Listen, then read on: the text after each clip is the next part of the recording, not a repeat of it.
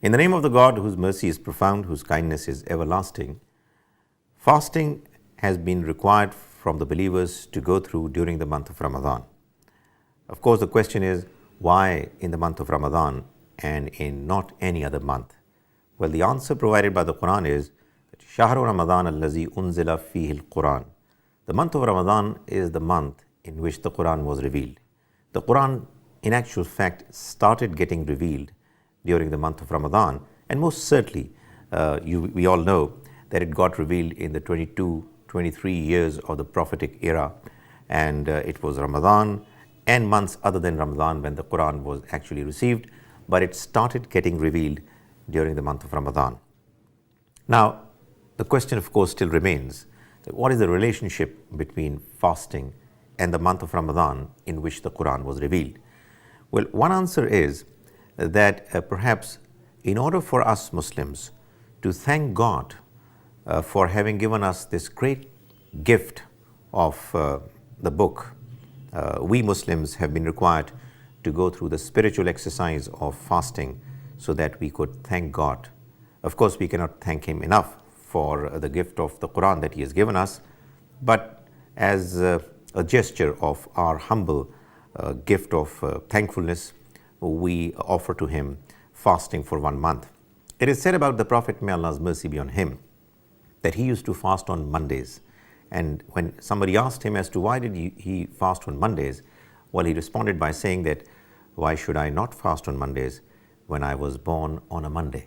So that of course it really means that one of the good ways of thanking God for the blessings that He has given us is to fast, and as a result to show our gratitude to Him. However, it seems that there is another relationship between fasting and the Quran. That relationship is actually reflected in the purpose of fasting that the Almighty has mentioned, about which we had a presentation in the last lecture. And that is that fasting ultimately enables a believer to inculcate in him God consciousness, taqwa. The Quran tells us that this book is a book of guidance. However, guidance is something which not everybody is likely to get. You get guided only if you deserve to be guided. And you deserve to be guided if you are God conscious.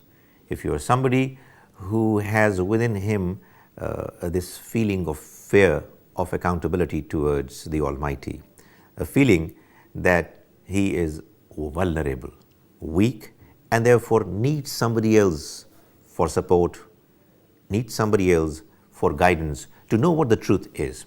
So that God consciousness in its broader understanding, wherein you're really aware that you're not independent, you're not somebody who can come to your rescue and to help you get all the needs that you have without anybody else's support. That feeling of vulnerability, that feeling of support that you look for from God Almighty is also something which is important for you to benefit from the message of the Quran.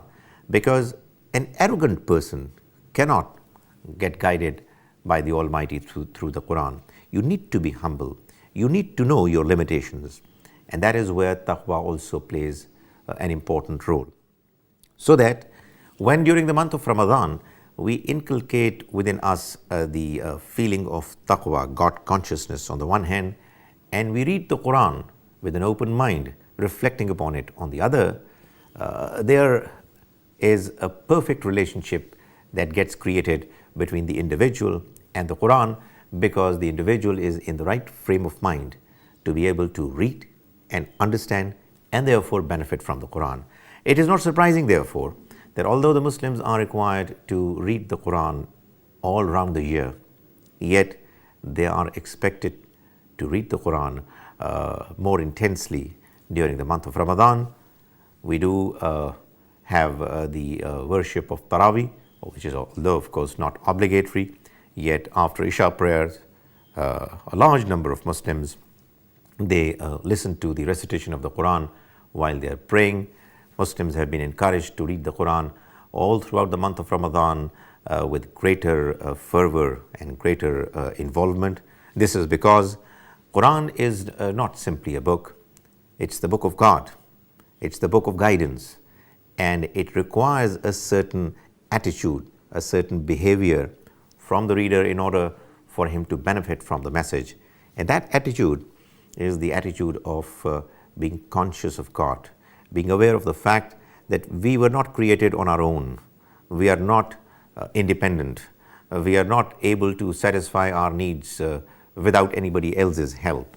So that when we have this feeling that there is this great creator of ours who has not only created us but is also sustaining us, he is the one who is looking at us, he is the one who knows what's there in our intentions.